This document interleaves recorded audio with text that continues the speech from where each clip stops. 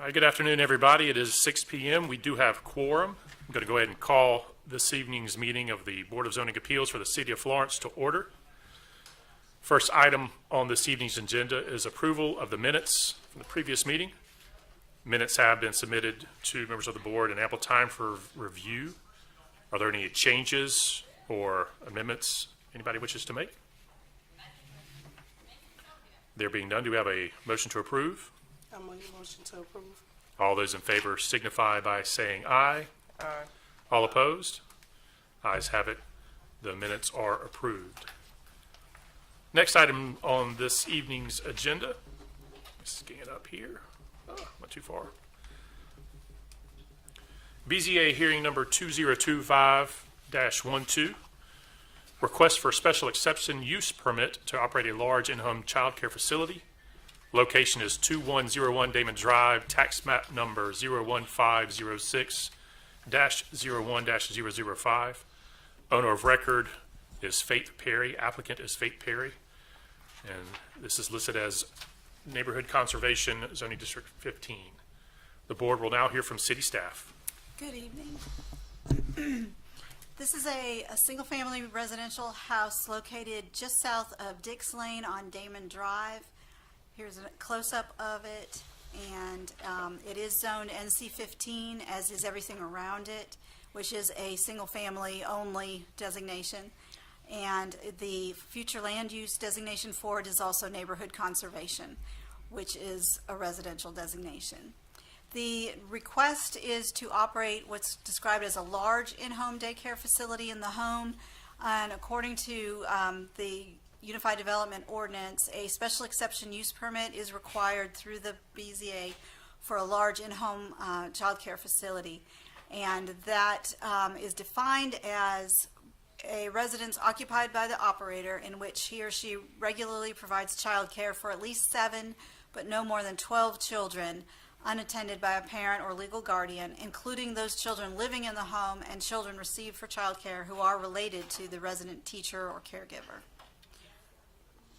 So home occupations are permitted, and there are 20 conditions for those. I've highlighted the ones that are most pertinent here. Home occupations shall be managed and owned by a person residing there, will not employ on site any person other than a member of the immediate family living in the structure. No traffic generated in amount above that normally expected in a residential neighborhood. No parking needed above that required by the principal residential use. The occupation is properly licensed and generates no noise, glare, or other things perceptible to adjacent uses. The following uses are prohibited as home occupations. A commercial daycare facility is on that list. And under in-home child care, small ones are a permitted home occupation.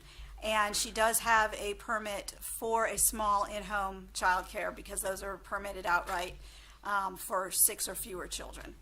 And then large in-home child care facilities may be permitted with the permitted special exception use permit, provided they meet all these standards and any special conditions as applied by the Board of Zoning Appeals.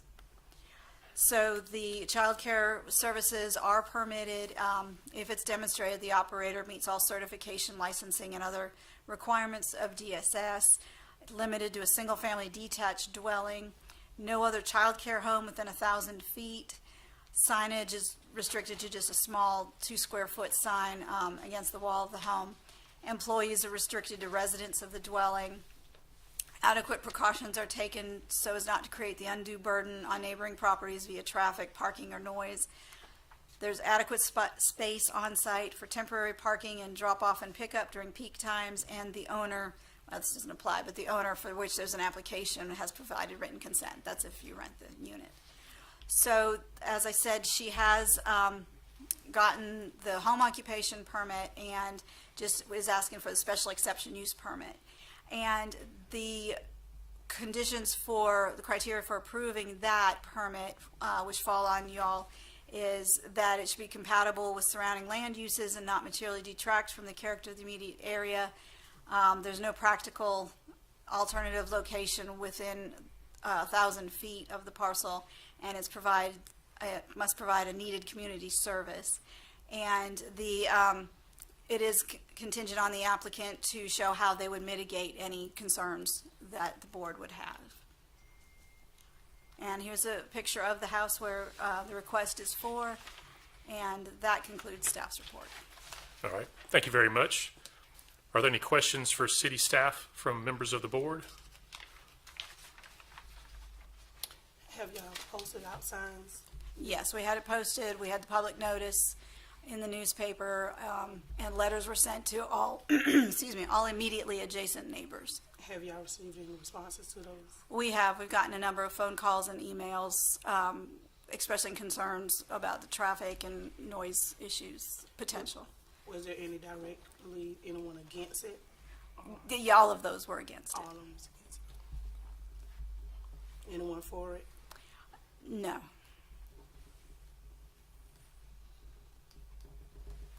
Thank you, Ms. Singley. Are there any other questions for city staff from members of the board? Yes, Mr. Chairman. Go ahead, Mr. President. Elaine, you mentioned the children that are currently permitted by right under the home occupation provisions in this district. How many is that? Is it 6? Up to 6. Up to 6. And this special exception, they are asking for 7 to 12? That's correct. And what clearly defines, you mentioned the commercial child care. What is the definition for the commercial daycare facility? I think the main difference would be that you would employ people that do not live in the facility. Oh, okay. So it's not for profit as far as just employing other family or members that are not family? Correct, people that do not live in that house. That would be the main difference.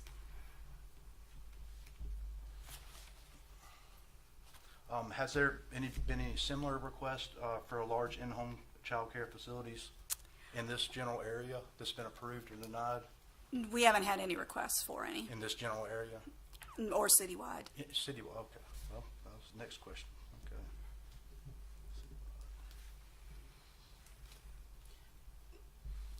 Currently, children are already in the home. Are you aware of that? Yes. Okay. Yes, she received a permit to have the small child care facility, I think it was back in July. Okay. And you're not familiar with how traffic is now with the flow of with the children already coming? I'm not. You're not, okay, I asked that. Is there any measures to actually measure the traffic currently right now or any impacts? It of would the- just be word of mouth. Just word of mouth?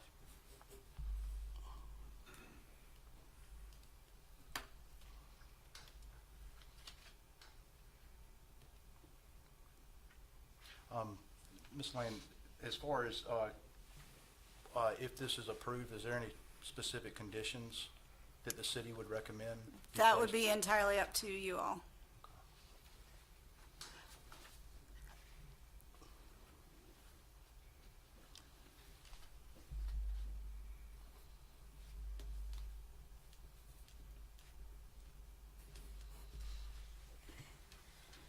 All right, are there any other questions for city staff from members of the board? All right, thank you very much. The board will now hear from the applicant. Is Faith Perry here? Oh, how you doing? If you don't mind, please, ma'am, step up to the podium. I'm going to swear you in. This is a quasi-legal hearing.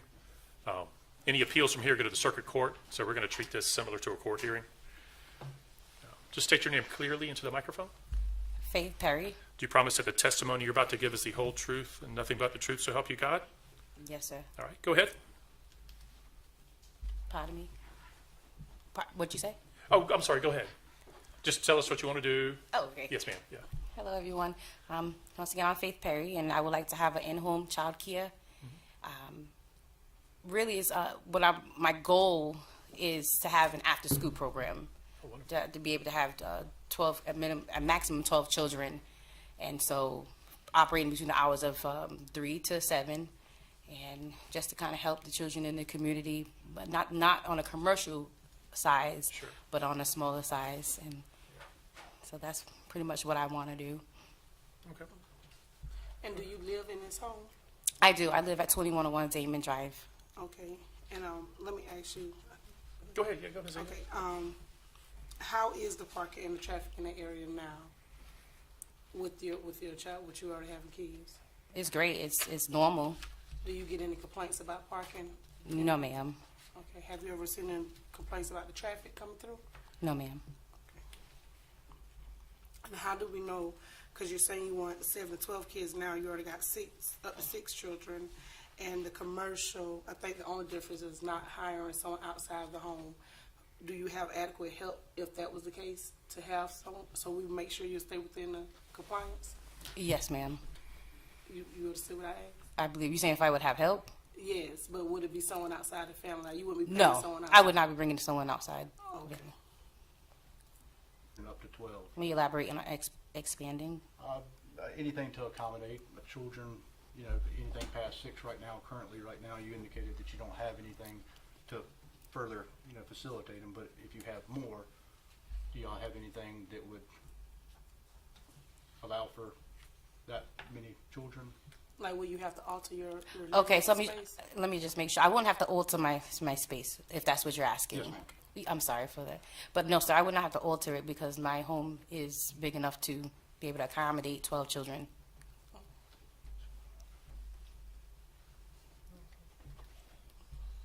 Now, what is your current, oh, I'm sorry, go ahead. Go ahead, Sure. Daniel. What is your current, you mentioned traffic, what is your current parking, do you have a plan for the parking drop-off and pickup as far as how to facilitate, that way traffic flow is as efficient as possible? Yes, sir. You know? And what is that plan? Well, my driveway is pretty long. It can possibly, if you're parked correctly, it can accommodate about, I think, between 6 to 8 vehicles. And so, when it comes down to children being picked up, parents won't pick them up all at the same time. Mm-hmm. So, with there being 12 children, we would have more than enough space to accommodate where we won't be blocking the street Flow of traffic. or the flow of traffic. Now, as far as the parking, I mean, your actual driveway, do you have a half circle, or is it just as Just a picture, regular. it's just lined up? You Just a know, line. So when people pull up, they might have to back up and, Correct. right, okay.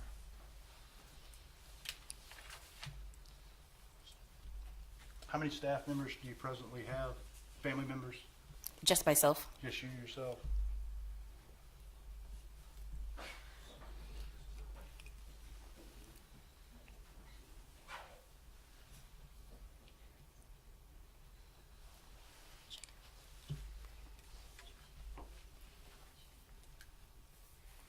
Ms. Oh, sorry, go ahead. There you go ahead. Do you have that question? Yes.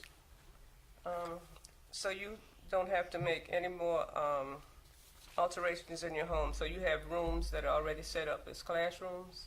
I don't have a room set up as a classroom, but the area that I do have for childcare would be, for the children would be in my garage area, and then I have a room above my garage where children are able to play and learn in. What age range are you talking about? From 4 up to age 12. And if you were to get permission to have more children, how many people would you need to hire? I wouldn't need to hire anyone. So it'd be just yourself? Yes, caring sir. for up to 12? Yes, sir. Okay, and I'm looking at the photo we have of your home. You have outside play area for your children? Yes, ma'am. It would be in the said- backyard. Okay, so you said 4 to 12. Is this an all day? Is this like during school hours? No, ma'am. It would be operating between hours of 3 to 7. Everything is 3 to After- 7? yes, after ma'am. school. Okay. Is that a swimming pool located in your backyard? It is. It is. Do you have sufficient barriers or anything there and playing in the backyard? Yes, sir. You do? Is your backyard separated from flow of traffic? It is. I'm sorry, what? Is the backyard separated from the flow of traffic? Okay, gotcha. And then she said it was? Yes, sir.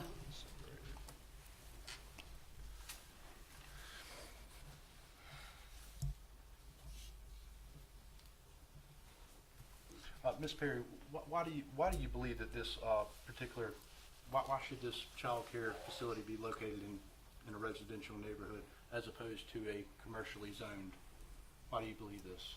I believe it's because I believe children are the future and children are joys and lights. And I feel like when you have children within a particular neighborhood, I believe it brings change to the community. And versus it being, and I want to make sure it's done on a smaller scale because you have greater impact when you do things on a smaller scale versus on a larger scale. So if I can impact between 1 to 12 children, then I feel like that's why I would like to do that. Now, if School program, and it's only going to be you, children ages 4 through 12. Do you have a teaching background or something you can help children 4 through 12 with homework and that sort of thing? Yes, yes, ma'am, I do. I apologize. But yes, ma'am, I do have a background. I currently hold an associate's degree in early childhood education, and I'm currently enrolled in North Greenville University to receive my bachelor's degree in early childhood education, and then moving on to receive my master's in that as well. And I currently am a director at a child care, and so of a child care center. So I wanted to, and located in Zolitz in South Carolina, and I wanted to bring. To be heard either for or against the applicant? I know we have a clipboard that was around. If anybody wants to speak, if there's more than one or there's a whole handful, we'll go in order. Or first come, first serve. You can bring it forward. Yeah. No, you can just leave it up there. Typically, if there's a herd, we try to organize the herd, but I think we'll be polite tonight. But Okay. just Hi. like before, just state your name clearly. My name is Fernando Pena. I live at 804 Cloisters Drive, just a few doors from that location. Okay. And If you don't, hold on a second, if you don't mind, sir, I'm going to swear you in. This, I was just like explaining to Ms. Perry, this is a quasi-legal hearing. Sure. From here, it goes to appeals court if it's appealed, so we have to make sure it's official. But do you promise that the testimony you're about to give is the whole truth and nothing but the truth, so help you God? I do. Go ahead, sir. So we missed a little bit of the meeting because we were a little bit late, but we're opposed to it. We feel that we don't want any additional traffic disturbance to the neighborhood. Sure. There's been a good number of accidents just 2 doors down at the entrance of Middleton Point and Damon. And that is basically 2 houses down from it. We're opposed to it. We don't want the additional traffic, the additional people from other neighborhoods coming to drop off their children. We don't oppose daycares. We just don't want it in our neighborhood. Sure. That's pretty much all I got. Good. You mentioned an accident. You said how many doors down from her? We are the second house on Cloisters on the left. There's 3 houses before Cloisters, maybe 4 houses before Cloisters, before that address.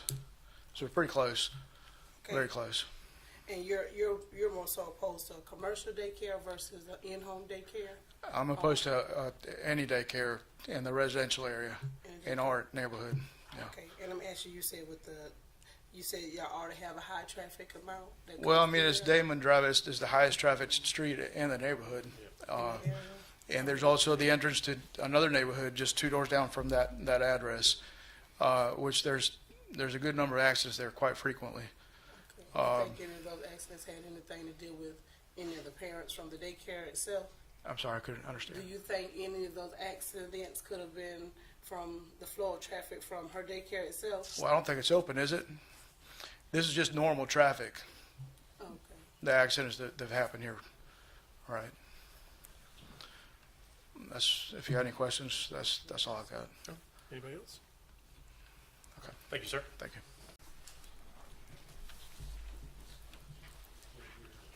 And just like with everybody else, just state your name clearly into the microphone. Oh, you couldn't hear me? Yeah, can you pull your mic down? Okay. Yes, sir. Yeah. That's better? Yeah. Okay.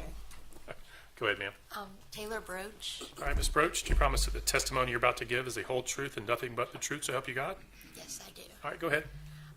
I get the concerns of it being in a residential neighborhood, and I agree with that as well, but my primary concern is the safety of the children. Just because I do my husband and I, we walk our dogs every day, twice a day. And one of the worst parts of that walk is on Damon because people were constantly doing like 40 miles an hour down that street.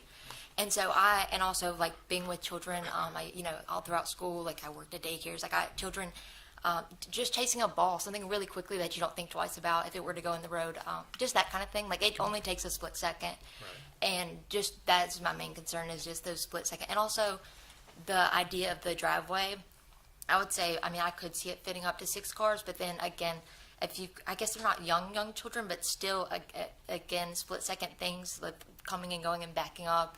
I don't know. I feel like that could get a little chaotic. But really, the main concern is all I can think about is a ball, and just something quickly like that going south.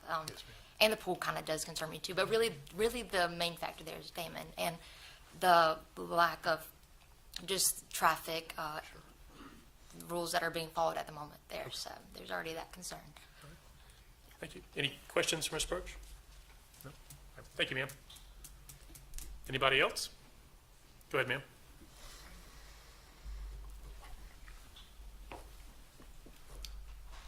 Just state your name clearly into the microphone, please. Laura Snowden. All right, Ms. Snowden, do you promise that the testimony you're about to give is the whole truth and nothing but the truth, so help you God? Yes, I do. All right, go ahead, ma'am. I have the same concerns as the other neighbors, and this is a high-traffic area. And actually, the YMCA is on Malden, and that is 3 roads over, so we do not pick up any traffic really from Malden.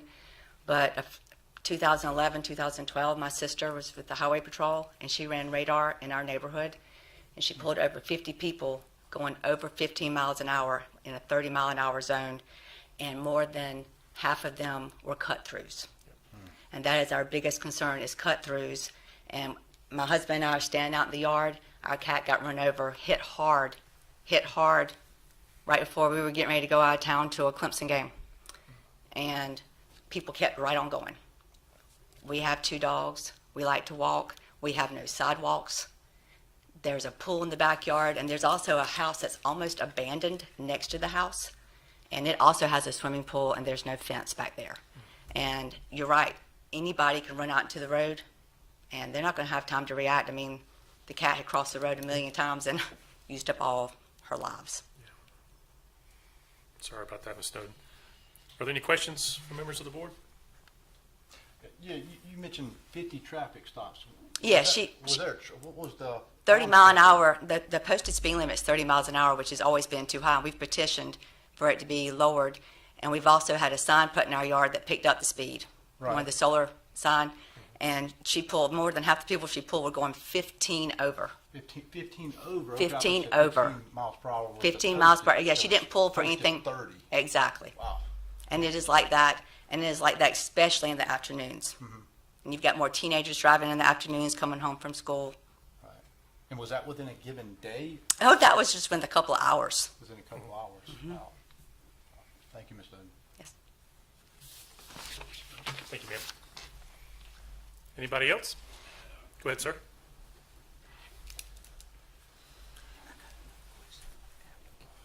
We can bring it back up. And just state your name clearly into the microphone, sir. My name is Kim Stroud. Yes, sir.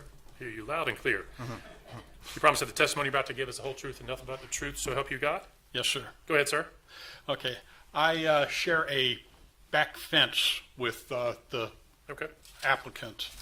And a little bit of history about myself. I'm a retired police officer with the city of Florence. I was the traffic sergeant at one time who was responsible for putting our traffic trailer out on Damon Drive due to the previous complaints of excessive speed. We put the traffic trailer out there for a week, and during certain periods of time, peak time, early in the morning, which was people going to work using Damon Drive as a cut through from Third Loop Road, and then in the afternoon, anywhere from 3 until 6 o'clock. 3 o'clock was about school time, and 6 o'clock was people getting off, around 5:30.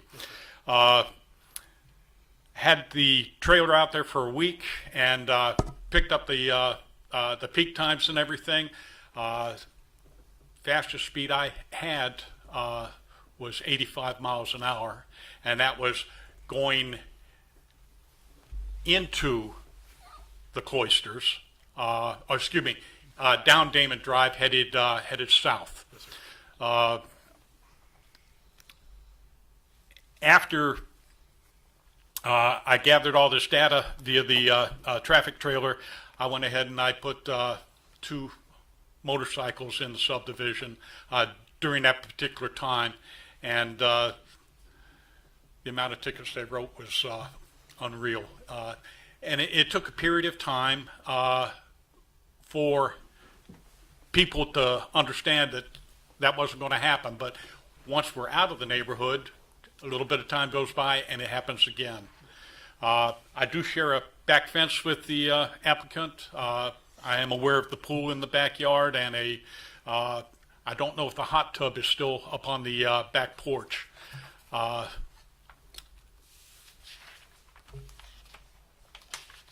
With 1 employee and as it stands right now, possibly up to 6, if not more, up to 12, with just 1 adult supervising, I do have some concerns about that. That's my personal opinion. Okay. I have nothing more to say. Okay. I'm free to answer questions. Any questions for Mr. Stroud? Yes, sir. Mr. Stroud, your property back. 2110 Walden's Pond. Got you. You're right, just adjacent to the rear. Yes. Yes, sir. Being that close currently, where they're already operating several children already, has there been a noise? Anything that stands out? I was totally unaware that that they were operating as a facility. So there's no complaints as far as what they've been doing right now? I have not heard of anything. I don't have a complaint as it stands right now. But the expansion, that draws attention. Once again, up to 6, 1 adult, that might be pushing it. Up to 12, 1 adult, that definitely is a concern. Of course, that would be something that would be handled, I think, not only by you, but by, Department of Social Services. Yes.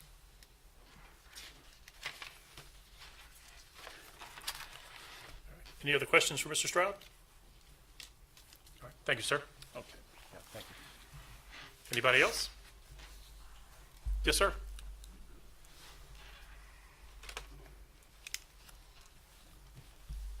Just state your name clearly into the microphone, please, sir. Julian Stewart. All right, Mr. Stewart, do you promise that the testimony you're about to give is the whole truth and nothing but the truth, so help you God? Yes, I do. Go ahead, sir. You've heard a lot about the traffic issue. My major concern is I live on Walden's Pond, so to go out on Damon, I have to go to Cloister Drive. Cloister Drive, you have to make a left or a right on the Damon. The traffic coming from Second Loop as a cut through with traffic or vehicles parked to drop off kids or to pick up kids, parallel on Damon creates a blind spot where I have to pull out into the road of Damon to see traffic coming from my left. That traffic is running 40 miles an hour. From Cloister to Lancelot, I guess, Lancelot, is enough distance for them to slow down. So by the time they reach to coming into the cloisters, they're running 35 to 40 miles an hour easily. With traffic parked for kids to be picked up and everything, that's intense. Plus, you cannot see traffic coming onto you trying to make that left turn.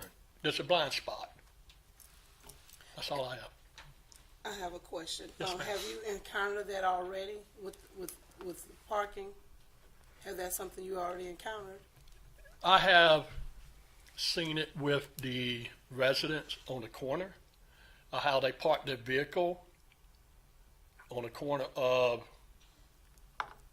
Cloisters and Damon. They will park their vehicle parallel with the road, creating a blind spot that I have to pull out a little bit farther in order to see the oncoming traffic to make a left turn. Okay, well, specifically for this location where her residence is located, where her house is, the way it's set up, is it on a corner? How many, It's not on a corner, ma'am. okay, so where the cars are parked in her yard with the pickup and drop off, the way she explained it. Okay, the way she explained the parking for her home, because I don't think she's running a facility. I think she's just doing in-home daycare or after school. Is the traffic being blocked? Like, is the flow of traffic, have you witnessed the flow of traffic being I haven't. hindered in any kind of way due to the parking at her residence for I'm pickup and drop anticipating, off? Anticipating. based on 11 years of living there, how the traffic is flowing. Okay, If this traffic parked along Damon in front of the house, because the driveway is a straight up driveway, yes, sir. you're not going to get more than 2 vehicles in that driveway. So if their drop off point or pickup point, there's going to be more than a couple vehicles. They're going to be prone to park on Damon itself. During certain times of the day, there's a lot of traffic flowing through there. So I'm concerned about the blind spot that it creates. There's a blind spot already there, a small one, because of a crepe myrtle. But there's nothing I can do about that because that belongs to the owner. But it does create a blind spot. You have to pull out a little bit to look to your left to make sure the traffic is clear. They're traveling down there 40, 45 miles an hour. There's a lot of pickup trucks, a lot of teenagers, a lot of young people. We know how that happens. So to have an increased volume and opportunities to create a more of a blind spot during certain times of the day is an issue. Any other questions for Mr. Stewart? All right. Thank you, sir. Thank you. Is anybody else who wishes? Yes, sir.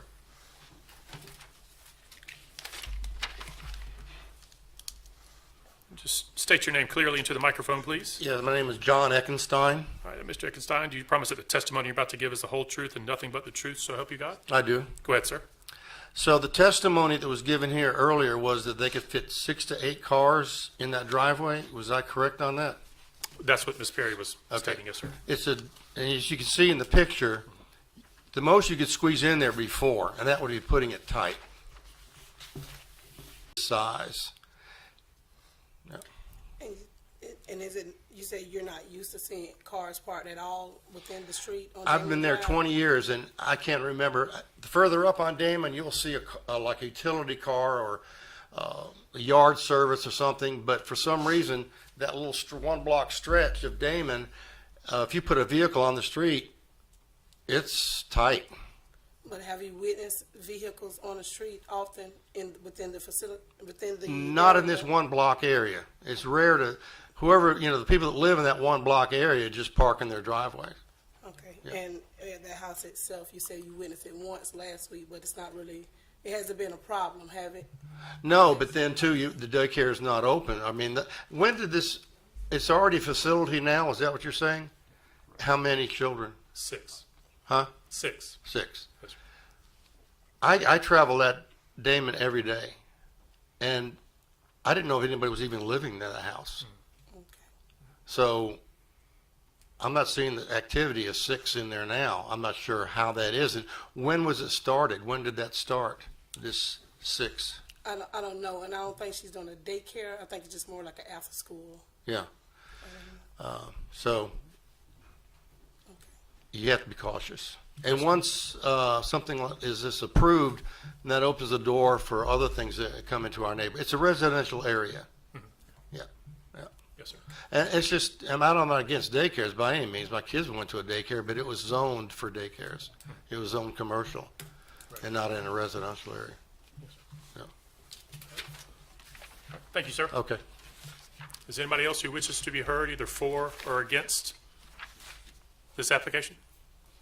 Yes, sir. You can step back up, back to the microphone. You've already been sworn in. I don't think you turned into a rascal in the 10 minutes you sat down, so we'll keep your testimony going. Just a note, the cloisters itself, there's 298 homes Yes, sir. in the cloisters. So you can understand the two entrances that we have coming in from Damon and then going out on Charleston into Third Loop. That's 298 homes. All right. Thank you, Mr. Stewart. Is anybody else who wishes to be heard, either for or against the applicant? Yes, sir, you can step back up. And that was Mr. Perry? Is that right? I'm sorry? Pena. Okay. Pena. Yes, sir. I didn't mention this, but we also have two children that ride their bicycles quite regularly, and my mother lives across the street. She walks on the street. My mother-in-law walks on the street. Our family lives there. We are in the area, so we don't really want any more traffic. The other thing is, I think there's some other residents that have said that they've been in the neighborhood for 20 years. Well, we've been there 15 years. Yes, sir. And I'm close to retirement. I don't want my property values to go down Right. because that's going to affect my net worth when I go to retire. And I'm sure there's other people who feel the same way. I would just like to keep the neighborhood as a residential area so that people can enjoy their homes and, not bother anybody else. Thank you, Mr. Pena. I do Oh, have a I'm sorry. question. Go ahead, Mr. You Pena. mentioned about the home values. Would it make a difference if you, before you bought your house, if you know that they have a large daycare facility in that area, would it make your opinion differ? It probably would have. I've been there over 15 years or so. But to my knowledge, there isn't any other facility like that in the neighborhood. And the city indicated there wasn't. There is? Okay. No, the city indicated there's not. Okay. There's a lot of people that just recently purchased homes in the neighborhood, and if they would have known that this was going on, they probably would have purchased the properties there. And if it does open, it's going to affect future values, of properties and people wanting to buy in there. So it's going to affect everybody, and that's another big concern. That's all I have. Thank you, Mr. Pena. Is there anybody else who wishes to be heard, either for or against this application? All right. Did you want to ask Ms. Perry a question? Yeah, she wanna come back up too. Ms. Perry, did you want to come back up? Yeah, Ms. Singley had a question for you. If you don't mind stepping back up to the microphone.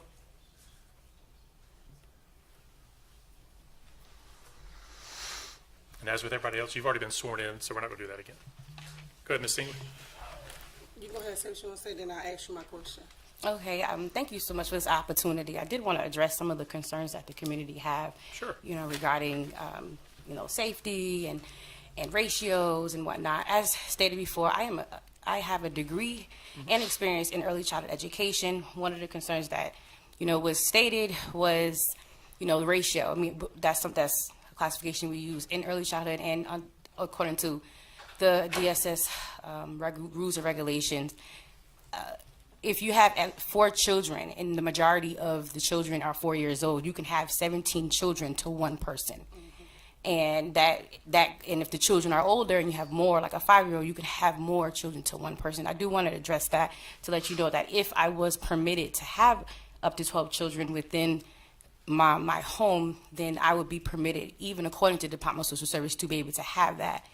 And so I do want to address that in reference to the safety concerns. I know one individual mentioned that they didn't even know I was there, because I pride myself on trying to be quiet, because I know it is a residential area, but I also do, as you can see, have children here. As I'm standing here, I have seen some of the individuals walk by my home daily. And I do want to address concerns that, like I said, I try my best to be quiet. I think I hear the dogs in the area more than I hear than anything. Than you probably even hear my children. And so, in reference to safety is my highest priority. The reason being is because that is something, according to the Department of Social Services, that is highly regulated. And because I do follow the laws according to the Department of Social Services in the job that I currently am in now, I do want to address those concerns when it comes down to the pool. And I know someone had mentioned in reference to the neighbor, that's a house that is abandoned. God rest his soul.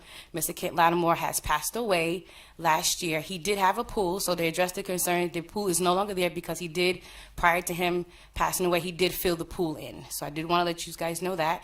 I do have a pool at my home at the current proposed location. With that being said, of course, I have 3 daughters myself, and I do still have the hot tub on the back porch, which is in an enclosed space. I will make sure that the children are protected. So I did want to address those concerns. In reference to balls going into the streets, I believe that wisdom would be in order, and that's something that I would operate in. Is operating in wisdom is not, letting children play randomly in the front yard without proper supervision. When I would allow the children to go out and play, if need be, then it would be in the backyard where they will be properly supervised. So I do want to address that concern. And in reference to the concerns regarding our driveway, some of you may have the same driveway. The length of the driveway may be similar to yours, but if you have not parked in our driveway, you may not be able to tell how many cars can or cannot fit. I don't want to discredit any one of you guys' concern regarding safety, regarding traffic. Yes, I do understand that. I don't know if you could tell by my accent, I'm not originally from here. So, of course, I may not carry the same sentiment and that you guys may feel regarding traffic, because to me, traffic is a little bit different compared to where I come from. But I do understand, because I, too, as you can see, have 3 little girls who have the same concern regarding traffic and the flow of different things. But with that being said, I make sure you guys have never seen my children be hit or anything of that sort or harmed in the community. And so I do want to just address those concerns and let you guys know I do hear you guys, but I also believe that that children are the future, and it's a beautiful thing to have children in the community because it can help strengthen and bring joy to the area. Well, she answered my question. Okay. Thank you, Ms. Perry. Thank you. Thank you, guys. I do have a question. First, a comment. Your accent is quite acclimated for the area. You mentioned with DSS having the ratio 17 children to 1 person. Correct. And how does that change based upon the age of the child? You hinted on that, but I didn't catch you. You saw how it change. Like if for example, if we have majority of, I may be misunderstanding the question. May you ask that again? I want to make sure I answer Yes, accordingly.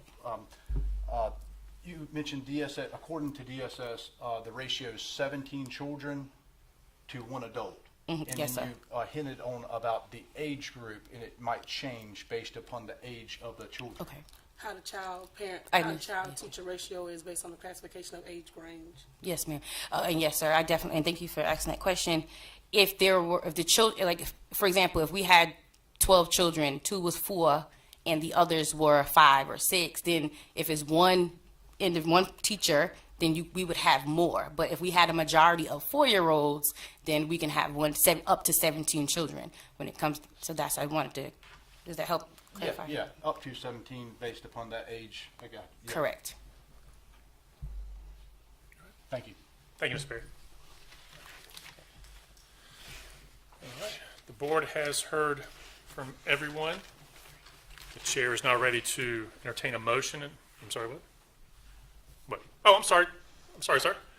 Thought we'd gotten everybody. He's waiting on us. Okay. Just state your name clearly into the microphone, please, sir. My name is William Yonkin. Mr. Yunkin, I live around the corner from this potential facility Okay. on Lancelot. All right. You promise that the testimony you're about to give is the whole truth and nothing but the truth, so help you God? Affirmative. Go ahead, sir.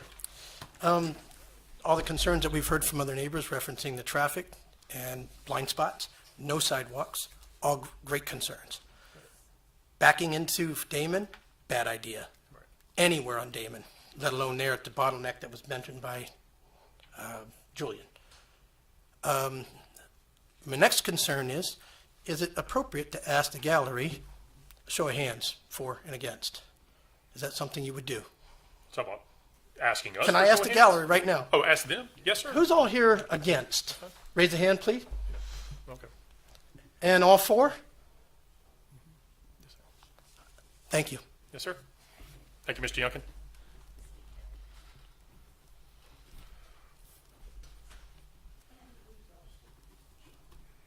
All right. Just to make sure, is there anybody else who wishes to be heard either for or against these application? All right.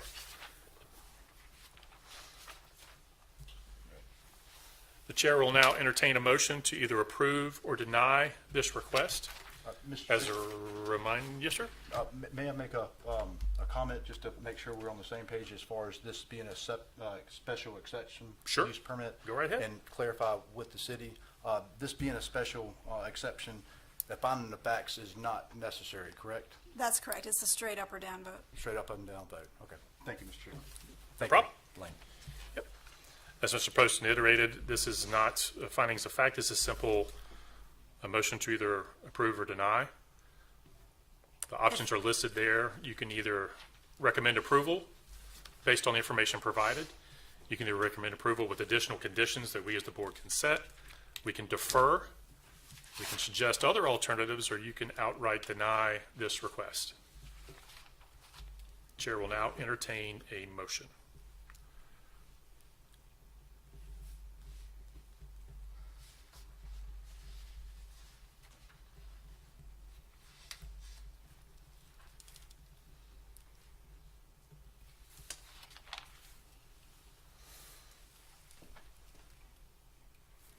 All right, there being no motions being made, the chair will now make a motion that we deny the permitted special exception use approval for the specific request.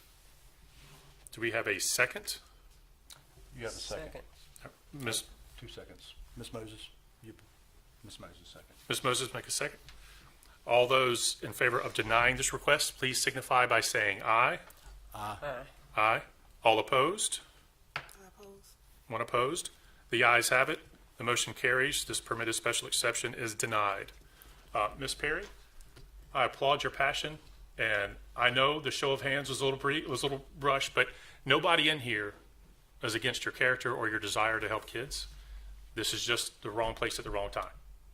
My advice to you is take that passion, keep growing, and find a place somewhere besides Damon Drive to do this. I really do applaud what you're doing. I do.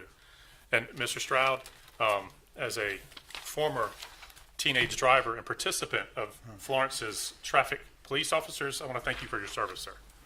I think I helped pay for your retirement, to be honest with you. So, that concludes this portion of the hearing. We do have another hearing. Everybody here is welcome to stick around for the riveting part 2 of this evening's meeting, but if anybody wishes to leave, since there's a large crowd, I'm going to give you guys about 20 seconds to skedaddle. If you want to stay, please stay. Thank you all very much for availing yourselves of the city services. All right, next up on this evening's agenda is BZA hearing number 2025-13. Request for a variance for the minimum lot width requirement for new parcels. Location is 152 and 154 South Dargan Street. Tax map number 90169-01-020. Owner of record is Coffee Enterprises LLC. Applicant is J. Greg Hendrick, Feakley Law Firm. This is Zoning District Central Business District. The board will now hear from city staff. All right, this is completely different from that last one. This is a single parcel that has 2 buildings upon it in downtown Florence on South Dargan Street, next to Chevis Street. And it is currently the location of, in the Zone Central Business District, is currently the location of Jack's Books and the Leaf Lounge. And the code requires in the Central Business District that when you're creating new lots, they need to have a minimum width of at least 25 feet. And that is for the creation of brand new lots. These are on a pre-existing parcel. And to subdivide this parcel the way that they would like to, and the purpose of subdividing it is to be able to convey each business, to sell each one separately. But the Jack's Books one is only about 13 and a half feet wide, and the Leaf Lounge is only about 17 feet wide, a little under that. So obviously those don't meet the 25-foot minimum, but a lot of this width is not without precedence in the downtown area. There are others that are way under 25 feet as well. So the proposed subdivision line, as you can see, would go all the way down, and it's that yellow hatched line, would provide access to the driveway behind as well as to Dargan Street for both parcels. So here's a picture of the front of it. As you can see, they are very narrow storefronts, but they're also very distinct buildings. So again, it would not be without precedent in a downtown area such as this one. So the applicant desires to create a new lot of record to separate two existing commercial buildings that are currently on one parcel. The intent of the lot size minimum requirement for any zoning district is to ensure uniformity and the ability to construct development consistent with permitted uses. Granting the variance will result in creation of parcels smaller than the prescribed minimum lot, but will accommodate subdivision and future conveyance of these existing commercial buildings. And these were constructed prior to adoption of the zoning regulations that require the 25-foot lot widths.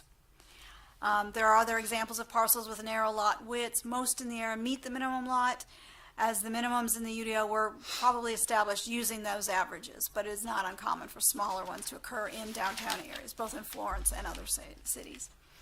So application of the lot width requirement to the request would result in the inability of the landowner to subdivide his parcel and prevent him from establishing a parcel for each building and enable him to sell them separately on their own parcels. And a variety of parcel sizes and buildings are characteristic of a central business district and historic districts, and that will permit the owner to subdivide it as he desires and convey the buildings separately. So that concludes staff's report. Thank you very much. Are there any questions for city staff from members of the board? Yes, Mr. Chairman. Go, Mr. Lane, these two storefronts, you mentioned the totally separate names, so these are storefronts that are operating independently, That's correct. And you did mention that in this area, these particular parcels and common throughout the central business districts, they have been split in the past from larger parcels into individual parcels. Yes. And as far as granting this variance, would it affect any type of utilities, fire protection, or anything to do with No, public? and the character of the neighborhood would not change in the least. You're just drawing a line on a map for an existing situation. Basically like an imaginary line over, okay. And that way, somebody separate can purchase the buildings. And it will still uphold the intent of the ordinance as well as the central business district character Yes, and everything in line. yes.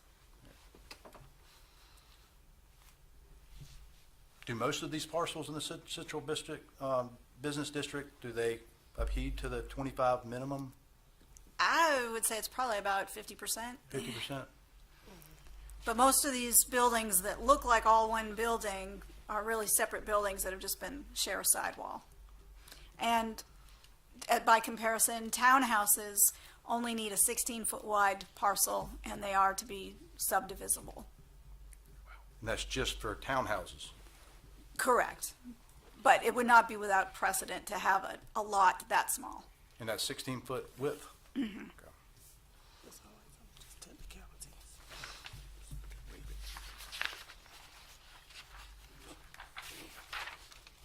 Any other questions for city staff? Go ahead, Ms. I have a question. I don't know if I should ask city staff or, these buildings, they're two separate businesses. Yes. If one were to be, I mean, could you sell one without the other? I mean, they're sharing a wall, but it's two separate businesses. You wouldn't be selling both. You could sell one business. If they're on the same parcel as they are now, I'm not sure how that would work. That might be a question for the applicant.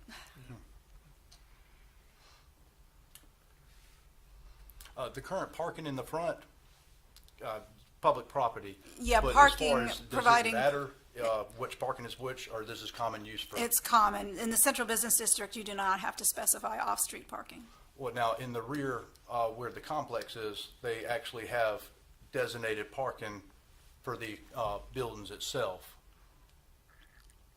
Is that correct? I don't even know. Okay. Like I said, in the CBD, you do not have to provide dedicated parking. Okay, in the entire CBD, even Yes, though it's sir. indicated in the rear in the complex, they actually have for the health, for the Tim Norwood's building as well as the other buildings, there's indicating parking only for that. And Oh, yes, now that'd be ownership of theirs? yes. Okay. And specifically for this variance, it's just basically you're dealing with the business in itself and it's in the entity and the parcel that the space is sitting on. does that include with the space that runs outside for outside sitting? It would just All be, dedicated? like it shows on the plat. It's a little easier to see this way. It would include the space, just like kind of a condominium or a townhouse. It would include the area immediately behind it. The city, okay, yeah, that's the same, okay, all right. Oh, that would could, they don't have anything to do with Well, this. the red is the existing, Oh, okay, yellow's proposed. okay, I think I'm ready to move forward. And, Ms. Lane, would you agree that granting this variance simply recognizes the existing historic development pattern along South Dargan Street rather than creating any new nonconformities? That's correct. That's correct. And I just have one more question. So the space area for 152, who's requesting this, for the line to be drawn? The property owner, The property owner for both. He One- owns both buildings, both and he would of- like to be okay, able to he's- sell one of I them. got it now, okay. That's, I'm like, okay. Thank you, Ms. Seeley. Any other questions for city staff? All right. Thank you very much. Thank you. The board will now hear from the applicant.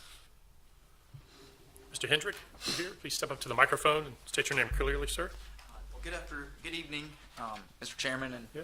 ladies and gentlemen of the board. For those of you who, Hold on one second. Let me swear you in. I'm sorry. Just state your name clearly into the microphone. yeah, for those of you who don't know me, I'm Patrick. I'm here appearing on behalf Oh. of Greg tonight. I'm his law partner.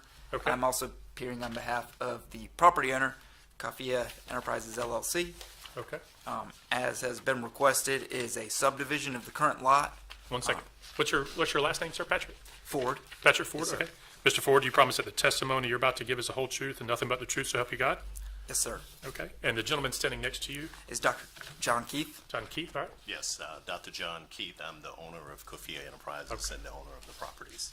All right, Dr. Keith, do you promise that the testimony you're about to give is the whole truth and nothing but the truth, so help you God? Yes. All right. Sorry, Mr. Ford. Go ahead, sir. No problem. All right, so as the board well knows, this is an application for a variance for subdivision based on the current ordinance. We don't have a whole lot to add other than what the staff have already commented on. Just to, I think, briefly add to it, obviously, the subdivision here will promote marketability of the particular property.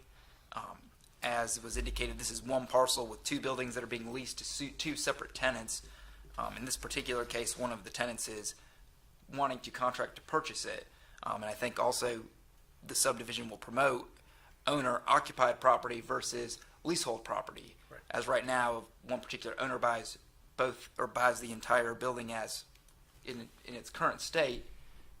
Unless there's two businesses for that owner to run both, one space is going to be leased. So I think that is a benefit here. As stated, it's not unheard of in the city of Florence to have this, and it conforms to the existing construction of the building.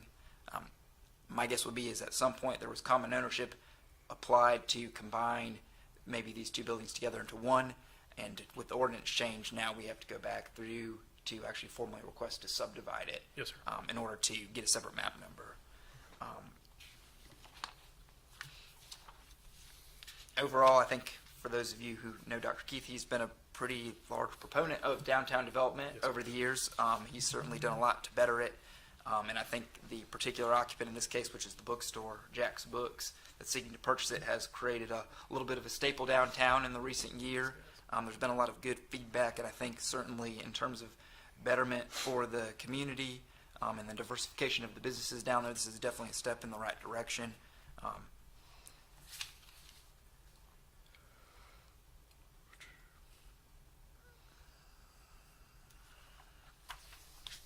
I don't think I have much more to add other than that. As I said, I think the staff comments have done that.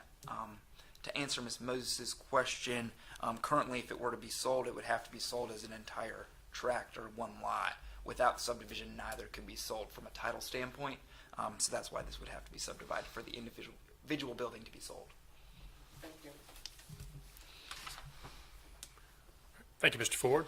Are there any questions from members of the board for either Mr. Ford or Dr. Keith?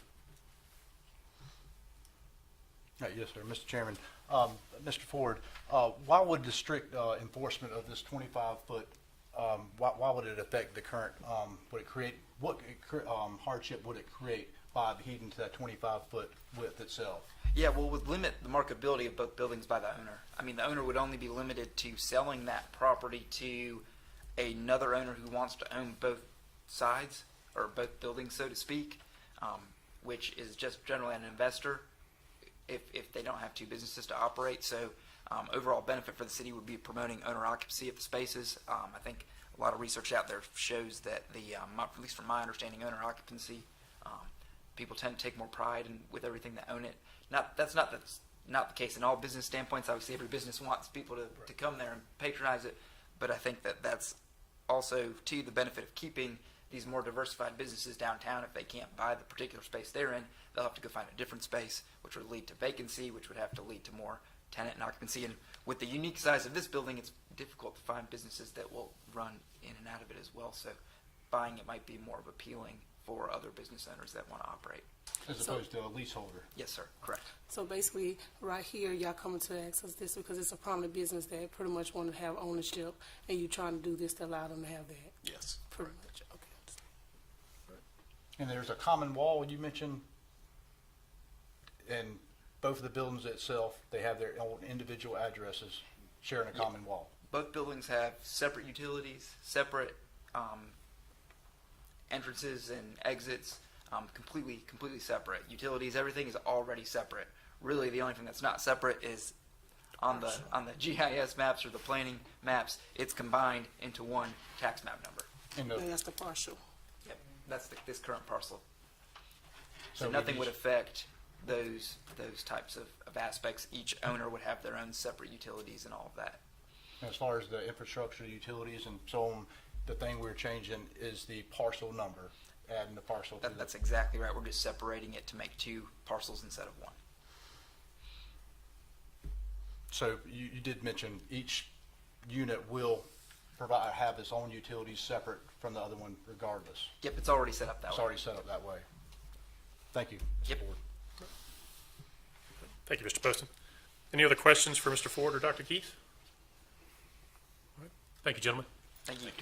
The chair does not see anybody here, but is there anybody who wishes to speak either for or against the variance request?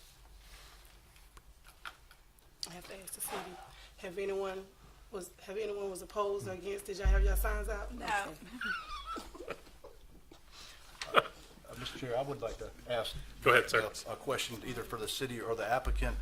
As far as, I just want to clarify a question regarding any potential legal, financial, or recording considerations that would affect the feasibility or carrying out of subdividing this property into separate lots, such as mortgages, liens, or any encumbrances. I'm not aware of any. Okay. Thank you. All right. The chair will now entertain a motion to either approve or deny the variance request. Just as a reminder, this is unlike the previous hearing where this one does require the stating of findings of fact. Yes, sir. Mr. Chairman, I'd like to make a motion in favor based upon the following findings of facts, that a variance from the terms of Unified Development Ordinance would not be contrary to the public interest where owing to a special condition, a literal enforcement of the provisions will in an individual case result in an unnecessary hardship. The request involves two existing historic commercial buildings that were constructed long before current lot width standards were adopted. These buildings are already in active use and contribute positively to the character of downtown. Number two, that the spirit of the Unified Development Ordinance will be observed, public safety and welfare secured, and substantial justice done. The variance request reflects the historic pattern of narrow pedestrian-oriented storefronts in the CBD. Granting the request does not change the built environment or public safety conditions, but simply allows the lot lines to match existing buildings. Number three, that there are extraordinary and exceptional conditions pertaining to the particular piece of property. The two historic buildings were constructed on a parcel narrower than current standards and share a common wall, making the property uniquely different from typical CBD parcels created under modern regulations. Number 4, that these conditions do not generally apply to other property in the vicinity. These conditions do not generally apply to other properties as nearby parcels meet current WIP standards, while this property's narrow shared wall buildings reflect a unique historic configuration. Number 5, that because of these conditions, the application of the Unified Development Ordinance to this particular property would effectively prohibit or unreasonably restrict the utilization of the property as follows. As the UDO literally would prohibit subdivision and unreasonably restrict the property by preventing each building from being conveyed separately despite their historic design as independent storefronts. And finally, number 6, that the authorization of a variance would not be of substantial detriment to adjacent property or to the public good, and the character of the district will not be harmed by the granting of the variance. This variance request will not harm adjacent property or the public good, as narrow parcels are common in the CBD and historic district, and the character of the area will be preserved. Granting the variance simply recognizes the established built environment, preserves the continuity of downtown's historic fabric, and supports reinvestment without creating adverse impacts. Thank you, Mr. Poston. Do we have a second? Second. Thank you, Ms. Singley. All those in favor of of approving the variance request, please signify by saying aye. Aye. All opposed? The motion carries. The variance request is approved. Thank you, Mr. Ford. Thank you, Dr. Keith. There being no other items on this evening's agenda, are there any announcements from city staff? Nope, that's it. I would like to remind members of the board to go ahead and avail yourselves of Elaine's email, reminding all of us of our continuing education credits that need to be required annually. Do I have a motion to adjourn? I make the motion to adjourn. All those in favor? Signify by saying aye. Aye. Motion carries. Meeting's adjourned. Thank you guys very much.